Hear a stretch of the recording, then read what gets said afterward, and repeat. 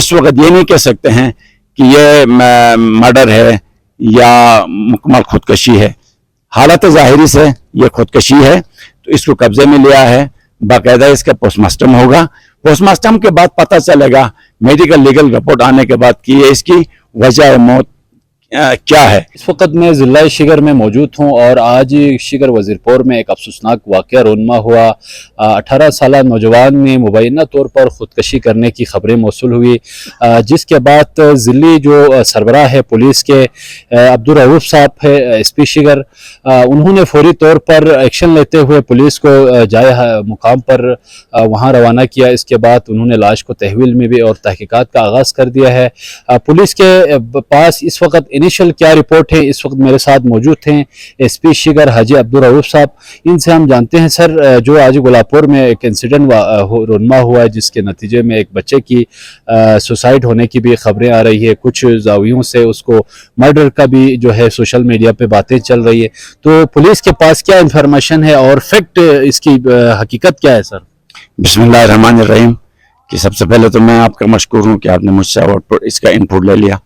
तो मैं सबसे पहले ये बता दूं, चूंकि आज हमारी मीटिंग भी थी कि रीजनल लेवल पर, तो हम तो इधर आए हुए हैं।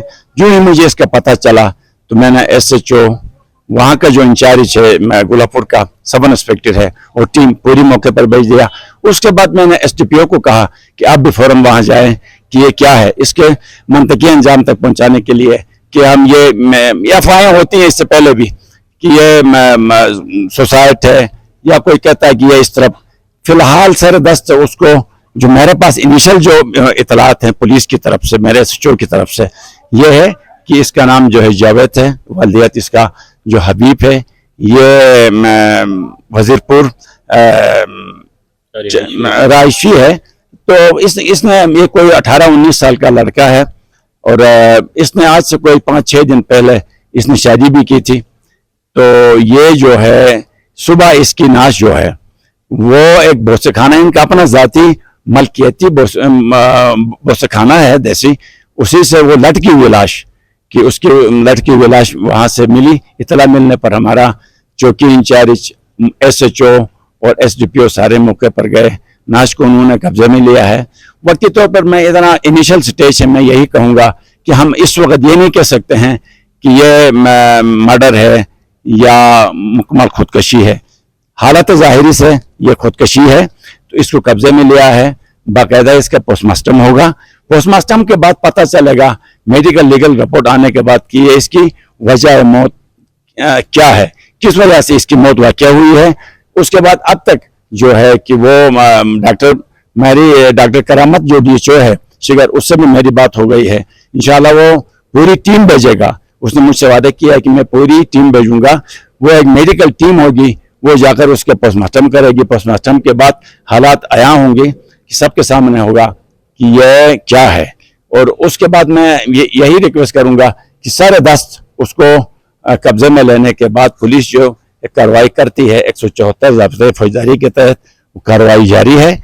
जो ही पोस्टमार्टम रिपोर्ट आएगी, पोस्टमार्टम रिपोर्ट के बाद हालात जो भी होंगे इंशाअल्लाह वो लीगली तौर पर हस्ब ज़ाबिता कानूनी कार्रवाई की। अच्छा रऊफ साहब, ये बताएं कि पुलिस को सबसे पहले जो इंफॉर्मेशन देने वाला कौन था और उनके लवाहिकीन का क्या मौक़िफ़ है? सबसे पहले इंफॉर्मेशन, चूँकि वहाँ करीब तरीन ही मतलब हमारी चौकी है, चौकी में सब इंस्पेक्टर है, उसको डिप्यूट किया है। वहाँ 10 नफरी है, उनको इतला मिली थी उनके रिश्तेदारों की तरफ से।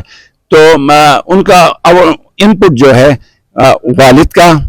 वालिद के भाइयों, उनके जो मुतवफ़ी के सगे चाचे हैं, मुझसे टेलीफोनिक राबिता में भी थे, तो उन सब का इनपुट फिलहाल तो यह है कि वो बिल्कुल क्लियर करते हैं कि ये खुदकशी है।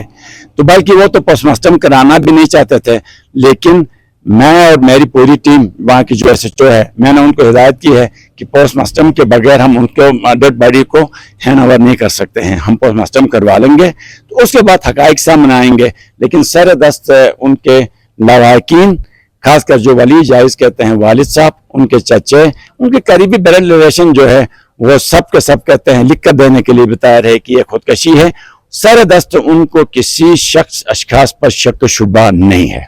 अच्छा SP साहब, शिगर बिलखुसूस पूरे GB में एक इशू चल रहा है कि इस तरह के जो सुसाइड केसेस में इजाफा हो रहा है आए रोज़, تو سر پولیس کی جانب سے ان چیزوں کی جو وجوہات ہیں وہ معلوم کرنے میں ابھی تک جو ہے کہیں پر آپ پورے جی بی میں دیکھیں، غزر میں دیکھیں، گلگت میں دیکھیں، ون بلتستان میں دیکھیں تو ان کے وجوہات سامنے نہیں آتی ہے، جس کی وجہ سے جو سول سوسائٹی ہے، پبلک ہیں، ان میں ایک تشویش جو ہے وہ پیدا ہوتی ہے۔ تو آپ پولیس سربراہ اس کیس کو منطقی انجام تک پہنچائیں گے؟ انشاءاللہ آپ بالکل ٹھیک کہتے ہیں۔ میں گزر میں بھی SHO تھا کسی وقت، 2003-4 کی باتیں ہیں، اس وقت بھی میں بلا معاوضہ میں یہ کام کر رہا تھا کہ جیسے آپ کو پتا ہے کہ اس قسم کے ادارے وہاں پورے پاکستان میں موجود ہیں کہ سوسائٹی کے حوالے سے وہ انویسٹیگیٹ کر رہے ہیں۔